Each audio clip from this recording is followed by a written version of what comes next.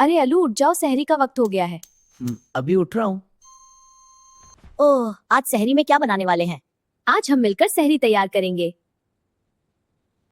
अलू, सहरी के लिए जल्दी से तैयारी करनी होगी। हाँ गोभी, मैं भी मदद करता हूँ। देखो गोभी, दही कितना अच्छा बन रहा है। वाह अलू, बहुत बढ़िया। लो गोभी, लस्सी भी तैयार हो गई। अब हमारी सहरी बिल्कुल तैयार है। लो गोभी, लस्सी भी तैयार हो गई। अब हमारी सहरी बिल्कुल तैयार है। वाह गोभी, आज की सहरी तो बहुत स्वादिष्ट लग रही है। अभी तो शुरू किया है, खाओ फिर बताना। वाह, ये लस्सी तो कमाल की बनी है, क्योंकि इसमें प्यार भी मिला हुआ है। अलो, अजान हो गई। चलो गोभी, अब रोजा शुरू करते हैं।